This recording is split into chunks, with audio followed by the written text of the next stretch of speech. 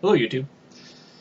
So, I haven't made a video in, well, I made one not too long ago, but usually I don't make that many videos, but I stopped smoking weed, so now my ADD is pretty much going crazy because weed tends to control that. But anyways, so over the past few years, I've been making videos predominantly on anarchism, on the concept of freed markets. And I was making videos for a little while on that, and then I just sort of stopped because it sort of became pointless. The YouTube medium is no longer what it used to be, and it's mostly for mainstream stuff. So now my videos are here and there, and they're mostly quite short compared to what they used to be when I used to ramble on and on because I didn't smoke weed. ADD. But anyway, so what I wanted to do here was I saw a video called Feminism is Not Healthy for Women or Other Living Things. And in this, the post would be arguing that gender is not a social construct just because she says it's not a social construct. I didn't really see any actual arguments in there. I just saw her saying gender is not a social construct, therefore it's not a social construct. Here's why I think that gender is a social construct, and why it can be argued either from an emotional perspective, or it can be argued with reason and logic and evidence and other concepts. Gender is a social construct by the mere fact that we tailor certain colors, certain should I say, extracurricular activities, sports and whatnot, like, say, ballet or, say, hockey. We tend to, society as is, especially society of old, is now changing, we tend to tailor these based on the gender of the child. So little girls get pink, little boys get blue. Little girls play with dolls. Little boys play with trucks.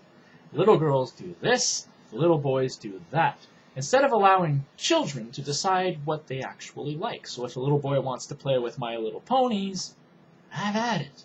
If a little boy wants to play with dolls, have at it. If a little boy wants to wear dresses, have at it. Because again, we tailor clothing based on the gender. So gender itself is a social construct in the sense of how society tailors and indoctrinates children into behaving, into wearing certain clothing, and into participating in certain activities, amongst other things, based on which genitals they have between their legs. That's called a social construct, because it is something that is constructed socially through government policies, as well as through things such as religion. Like the old religions of old, like, say, Christianity and the Roman Catholic Church and other such, or Islam, or any other sort of heavily centralized religion that is heavily based on a patriarchal view of the world. So, in this particular sense, then, these, whether it's the government, whether it's religion, or whether it's teachings that are passed on from generation to generation, which have their inception based out of indoctrination from statist educational systems, or through indoctrination through religious institutions. These are passed on to the children who grow up thinking this way.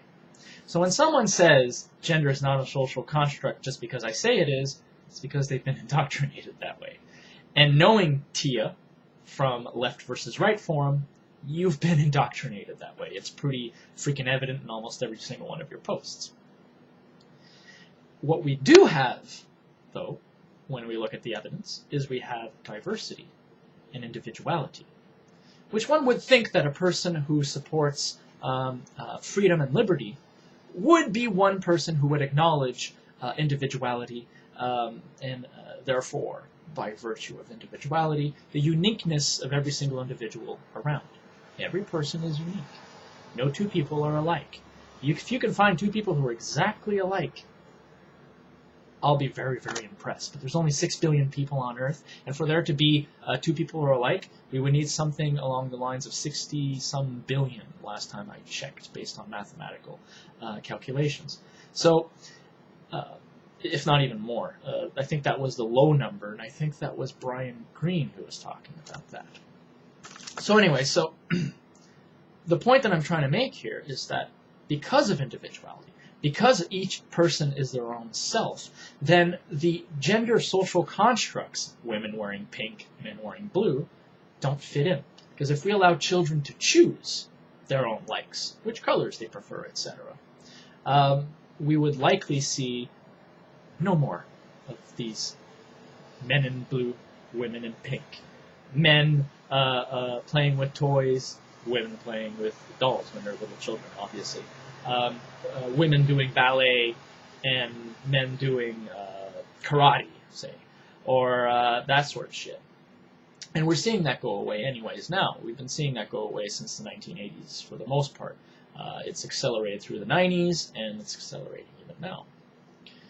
So is gender a social construct? Yes. Are your genitals a social construct? Physical. But your genitals don't mean anything.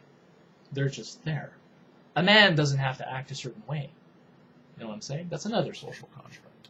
Men are supposed to be in the man box. Men aren't supposed to cry. Men aren't supposed to have feelings. Men are just supposed to be rigid, solid, strong, raw, macho. And we're supposed to want to beat up shit and break stuff and, and pick fights with other men because apparently that's what we're supposed to do. And women are supposed to be gentle and nurturing and caring, like you were saying, Tia. Problem is that, like that guy was trying to tell you, and he was right, by the way, a lot of men are nurturing, caring, kind, loving. And just because you don't date those men doesn't mean they're not out there. Just because you ignore them doesn't mean they're out there, because, no offense, but women like you who accept the status, the statism, essentially, even though you would claim you don't, because that's the statist view, that's the status quo. What do you think the state is? They tend to follow those trends. And so much to a point where, even within the libertarian movement, it started to split into two groups. The brutalists, and then the actual libertarians. And some would say, no, the brutalists are the actual libertarians. They're the actual ones, because they don't believe in the freedom of association and disassociation. They don't believe that people can come together and actually decide to create awareness so that people will stop buying products from a particular company because of their stance on a particular issue. That's freedom. But apparently that's not right. And the idea of respecting women respecting anyone who's perceived to be a minority within society and treating everyone equally is also something that is seen to be for fags, quote unquote, which seems to be the preferred word of the libertarians. Fag this, fag that, faggot this, faggot that. It's like, it's the only thing that comes out of their mouth. And incidentally, they sound exactly like the Call of Duty douchebags that I'm stuck playing with online, who only play for themselves and don't play as a team. Which makes a lot of sense when you think about it. So we always lose the match. They get a good score, but your team loses the match. Who gives a shit? Well, bring that into sports, and what you see is a hockey player like Sidney Crosby have 100 and some points, yet his team not win the Stanley Cup. And quite often, what happens is teams don't even make the playoffs. You'll have a guy like Ovechkin have over 100 points, but the team won't even make the playoffs. So who gives a fuck if he had 100 points? He's happy. He wins a trophy and shit. But the team did not succeed because he was only in it to score goals. So yeah, he'd score maybe 3 goals in a game, but because of the risks he would take and the shitty gameplay that he would do, and that everyone kept being told to pass the puck to him, the defensive play suffers greatly, and as a result, yeah, he scored 3 or 4 goals, but the other team scored 7. So you lose. So the point here being that what I'm trying to say is that I understand libertarian brutalists. I understand you have a hard time accepting reality as it pertains to the fact that, yeah, there are men who like men. There are women who like women. There are women who, in their mind, are men. There are men who, in their mind, are women. There are how can I say this? There are bisexuals. There are asexuals. There are how can I go with this? This is just sexuality. When it comes to gender, you have people who are in between, pangendered people. You have transgendered people. You have Anyways, a whole freaking, hence the rainbow, LGBT symbol, which is why I like to use the term of you have a tapestry, or you have a gradient of variety and diversity. And that's humanity. That's the truth. So when you say that gender is not a social construct, you're wrong. Your genitals are not a social construct, but everything that comes with it. Why do you wear makeup? Who taught you to wear makeup? Why do women only wear makeup and not men? And why is it only socially acceptable for women to wear makeup and not men? Why can't women let their facial hair grow? Why can't women let their armpit hair grow? It's there. It's natural. But you can't do it because of social constructs. I mean, it's the natural argument. It's the libertarian argument. It's natural. It's supposed to be there. But people are like, ew, because they've been indoctrinated to think it's gross. Because in the media, TV, what the government says, etc., they've been indoctrinated that way. Because of what religion says, they've been indoctrinated that way. Did you hear about the little girl who wasn't allowed to go to school because she looked too tomboy because she has short hair? And a bunch of libertarian brutalists were like, yeah, man, that's their parents' fault for not letting her hair grow. But the kid wanted short hair. It's her fucking choice. But a religious school and a religious principle said that this offends God. That's not liberty. That's not freedom. That's not natural rights. That's none of that shit. That's statism. It's the same bullshit, Ayn Rand bullshit crap arguments. Ayn Rand followers are not libertarians. You're not. You will never be libertarians. Macho people are not libertarians. You can't be not libertarians because being macho is all about being dominant. You wish to dominate others. And that irkness, that sort of fantasy of wanting to dominate others, is what is detrimental to society. It's this yearning for power which is detrimental for society. It's why politicians do what they do. It's why they're corrupt. It's why the state is corrupt. It's why banks are corrupt. It's why you've got a Federal Reserve, and it's why you've got all these fucking problems around. It's because of this macho bullshit attitude. It's why you have imperialism. It's why you have misogyny, but it's also why you have misandry.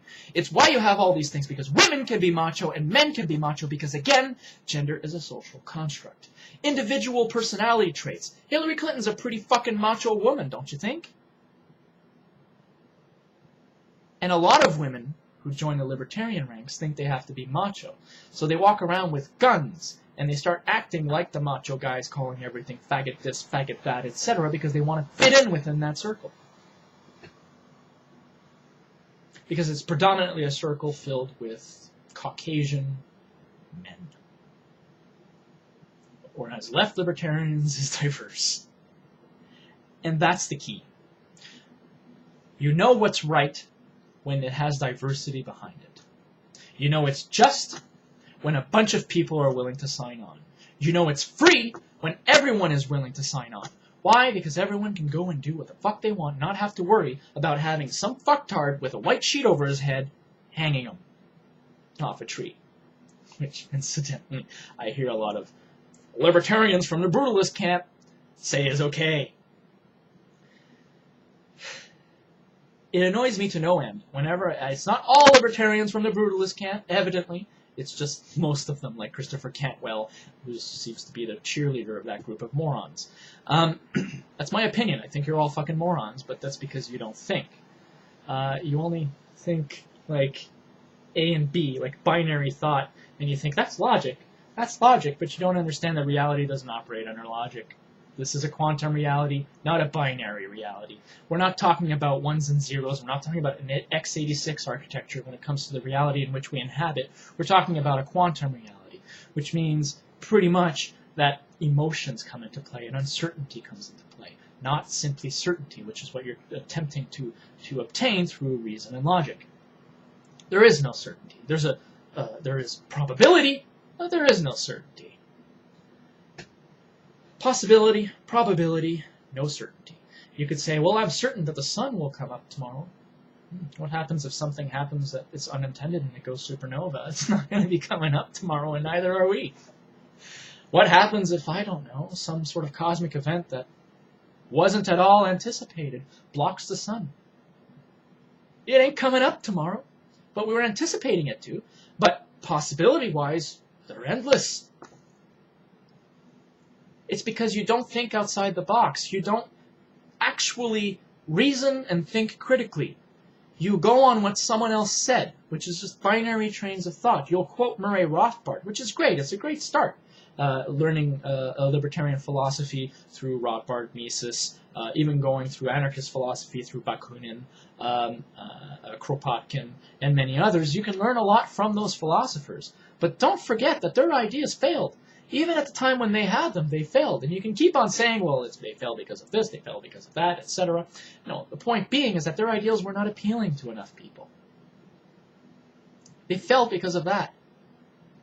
You need to have ideas which are both appealing to people and, of course, promote freedom and liberty. And the only way you can do that is if you bring everyone on board.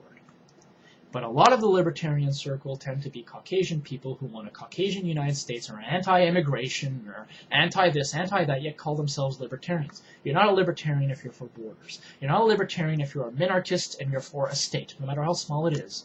In my opinion, you're not a fucking libertarian. In my opinion, you're part of the problem. You're a classical liberal. And last I checked, classical liberalism evolved into what we have today over time. And it's inevitable, because power corrupts. When you centralize power, it's inevitable that it will corrupt. Anyways, that's all I want to say, really. Because the way I see it, and this is my opinion again, all this is my opinion, you know. You can take it or leave it, I don't really give a fuck. But in my opinion, it's far better to try to bring unity amongst people of various backgrounds or various, I don't know, who adhere to various cultural views or who have various spiritual beliefs, or people who are female and male or anything else. It's far better to bring all that diversity together, because then, through diversity, as Google Android proved versus Apple iOS, you get better over time. You progress over time. Versus, you progress over time. You get better over time. You resolve more issues because you've got a larger pool to pick from in order to resolve issues that has insights from various cultural ideals as well as traditional views that can actually help instead of just sticking to what you know. So what Google Android did is it threw its OS to a bunch of people, semi-open source, so everyone could go and play and create for Google Android and fix problems with an Android and submit them to Google. The end result has been an OS that has progressed into something better than iOS. iOS, on the other hand, was planned by one person who had an idea, went to a bunch of engineers in a room, centrally planned, and said, this is my idea, make it happen, and they made it happen. It started off working really well, like classical liberalism, but over time now, it's become shitty, to such a point that iOS, which had a near 90% adoption rate, now is down, I think, below 10% last time, or close to 10% last time I checked, maybe around 13%. Versus Google Android, which had a very low adoption rate at the beginning, grew into the predominant OS. And not only that, you can buy an iPhone, sure, you can buy the cheap iPhone 5C or the more expensive iPhone 5S, and if you have a lot of money, you can buy the one that's painted gold. Bravo for the limited choices. For Android devices, you can buy hybrid devices that have keypad screens, different screen sizes, different shapes, different sizes, some that go here, some that are watches, some that do this, some that do that, some that, I don't know, are fucking notepads in size, like the Galaxy Note, some that are tiny little things. So the point is that you sell more devices because you meet the diversity that exists within humanity, its needs, its wants. Human beings are diverse, no matter how much you try to lie to yourself and think that we're not. So Google Android is crushing iOS. It's crushing it in terms even of security now. It's crushing it in terms of many things. When it comes to operating systems on your computer, it's much the same thing. What we see with Microsoft is we see a highly, not as centralized as Apple's Mac OS X, which, of course, you can hack it within 5 minutes because it sucks shit. But it's so easy to use for a bunch of dingbat idiots because that's what it's made for. It's like your libertarian brutalism. It's made to be understood by dingbat idiots who can't get anything more complex than getting from point A to point B. They don't understand there's a bunch of other fucking points all around, and they can go to any one of those fucking points because that's quantum reality. But no, to them it's point A to point B. And fuck everything else because that's just bullshit you're talking, you sound like a fag, is what they tell me, which incidentally is what they say on Idiocracy. That's not how I think, and it's not how many of the so-called leftists, even though I'm centrist. If I do my political test, I'm right on the freaking line between left and right. I'm a mutualist, very anarchist, but that's besides the point. So the point being is that what you end up with Mac OS X is an easily hackable bullshit operating system made easy that caters to lazy, pathetic assholes, kind of like our modern state. What you have with Windows is the old liberalism of the 90s, which of course now has, with Windows 8, it sucks ass. Nobody fucking likes it. They tried to create one product that was good for both tablets and PCs, and it's not good for either. So the adoption rate is really low on that, so people ignore that. Your other option is the various Linux distributions, and those are rather complex, and a lot of people don't adopt those. Ubuntu is the one with the highest adoption rate, but that's the most secure OS. It's the most stable OS. It's the best OS. But because of human stupidity and ignorance and laziness, because of our modern status reality, where people are so used to having the state wipe their ass for them, what we end up with is people adopting the insecure OS, which they're being spied and monitored on, which all their conversations are being recorded, etc. That's the one that people are going to because it's easier to use, because they're pathetic. No offense, but you are. You're part of the problem in this planet because, see, people like me resolve problems. People like you just don't want to do your fucking job. You're lazy assholes who just want to do the bare minimum amount of work, whereas people like me always try to excel because, we got to get it done. Because if we don't get the wheels of the system turning, the system ain't going to turn. And it ain't you fucktards who don't want to work and who simply want to sit back, get paid to do nothing, who are going to do that. And by that I mean statists and government workers. You don't do fuck all. You push paper all day. You don't do fuck all. You stay on MSN all day. And you send me a ton of messages. Yo, dude, what's up? Oh, I finished my work in the first half hour I'm being here, man. I'm bored.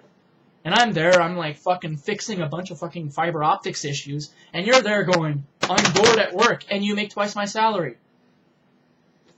That's the world we live in. And of course, at home you've got all Apple devices. And then you call in, my Apple TV isn't working. And I go, yeah, that's an issue with Apple TV. It has issues connecting on certain Wi-Fi networks. Because Apple doesn't follow the Wi-Fi conventions. And you go, you're just an Apple hater. Apple's the best. I know it's not an Apple problem. I know it's a problem with your modem or your device. Your device is responsible for it. And I'm like, no, actually, our device follows the actual standards laid out by in this particular case, that's the 802.11 standard. Apple doesn't fully, it doesn't support WMM power save features. It doesn't support WMM priority, packet prioritization. If you have those enabled in your router, quite often, the Apple device will simply, if it goes to sleep and it wakes back up, you'll get that little thing telling you it's not connected to the Wi-Fi, and you have to reboot your fucking computer to get it to connect. Woo! Apple, so awesome! It's the shittiest, they're the shittiest fucking computers, but imbeciles love them because they're too stupid to use anything else. And that's how I'm going to finish my thing. By telling you, first, I acknowledge that statism is fucking stupid, and that statists are fucking stupid, and government workers are fucking lazy. I will acknowledge these things. I have no problem acknowledging these things. But at the same time, diversity is what humanity is, and gender is a social construct.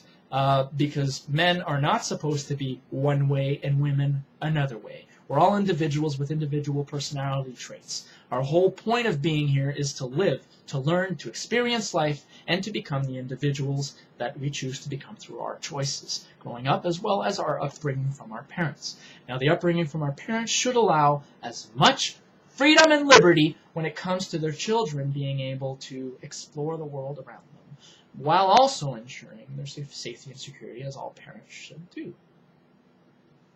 Period. Peace.